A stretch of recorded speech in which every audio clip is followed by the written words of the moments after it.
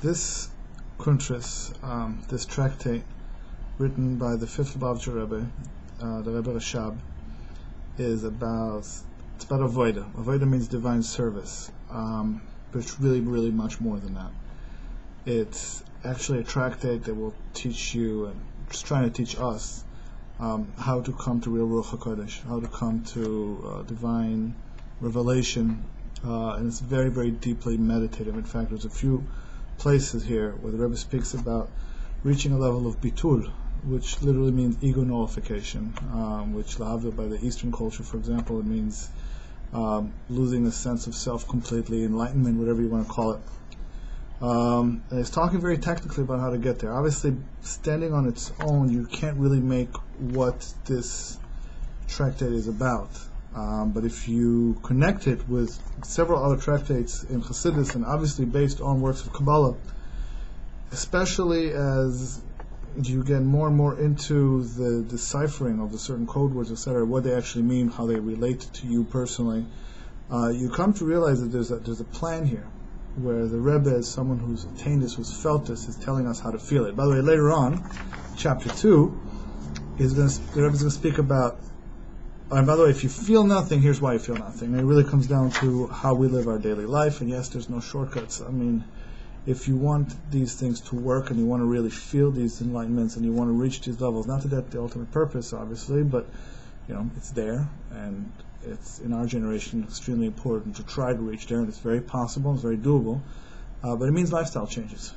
It means being in control of your thought, speech, and deed, and a lot of specific things and practices that you have to incorporate into your daily life to become a person that is more refined, where these things can start working. But speaking personally, just knowing that these things exist already gave me a tremendous amount of faith, not just in God, but in knowing that I can reach a level where I can see God, where I can feel God in a very real way. Obviously, one of the biggest questions that most people out there have is, where is God? Why don't we see Him? Is there a God? All these different questions. It's related. The Tzemach Tzedek, the third Lubavitcher Rebbe, someone came to him once. I apologize if I don't know this story perfectly. Someone came to him and says, "How do you know there's a God? You ever seen Him?" The Tzemach Tzedek told him, "How do you know there's a czar? I didn't know there's a king." And the person answered him, "Listen, I've never seen the king, but my cousin saw him. So I know there's a king." So Tzemach Tzedek smiled and told him, "So you should believe there's a God too." Meaning, obviously, I've seen Him. Obviously, we don't see a God's face. It even says that in the Torah, even Moses, the greatest, Moshe Rabbeinu, the greatest of all prophets, only saw the Achoraim, the outer aspect, the external aspect of Hashem. The inner aspects, obviously, are something that are infinite, so by definition, beyond our comprehension.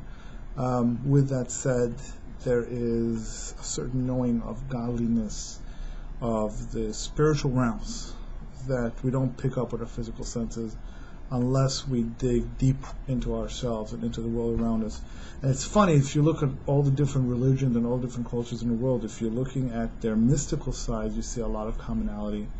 And that's not really saying much, except for the fact that there is something deeper in this world beyond what we see, which is fine for some people. Personally, I want very much to experience it and to feel it, and to share with everybody else. In fact, one last anecdote before we go into this. One of the main reasons I'm recording this, and I think a lot of the stuff you see on the internet that's in Kabbalah and Chassidic is driven by the same ideas. Famous vision that the Baal Shem Tov, the founder of the Chassidic movement, about 300 years ago, on Rosh Hashanah, he performed an elevation of the soul using specific Kabbalistic names, etc., where he ascended to higher and higher levels. Maybe at a different time we'll actually read the entire epistle where he writes this, until he reached the chamber of the Messiah, of Mashiach, and he asked him, "When are you coming, Your Majesty?"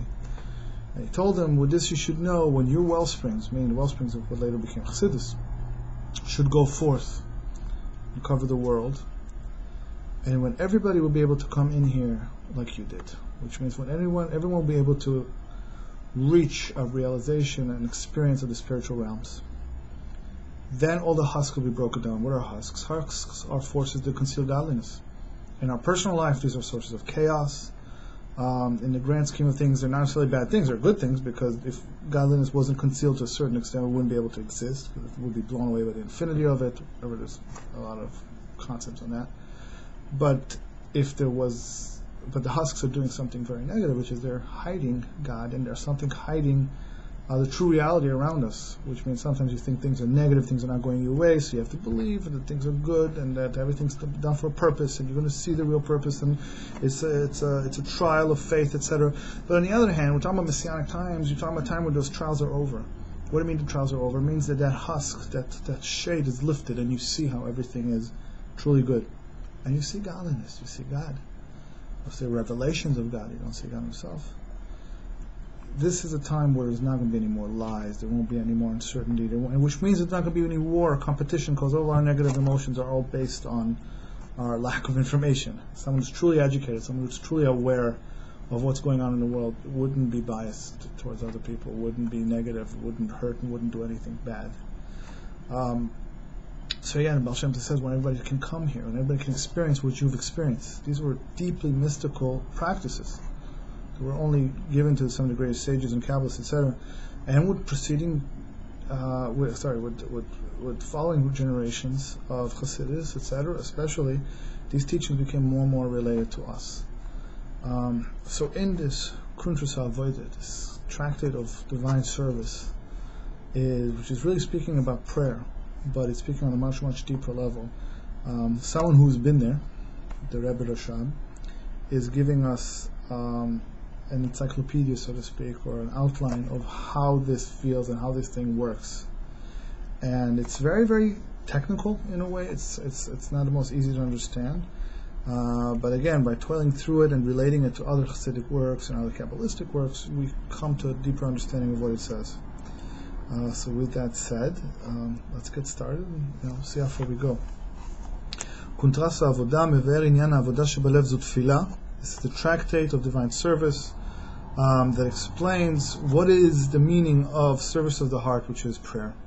Lekarev uledavek nafsho be'elokut ulevarer ulezakech et hanefesh be'emet, which means to do two things: to bring close and to bind his soul to godliness, and to refine and rectify the animal soul. Meaning there's, as we know, a godly soul and an animal soul. The animal soul is more attached to physical things. It's what actually gives life to the physical body and brings us into the desires for food and for physical things, which is, again, very important stuff. Then we have the godly soul. Everyone wants to bind onto godliness, but the godly soul is captive within this animal soul.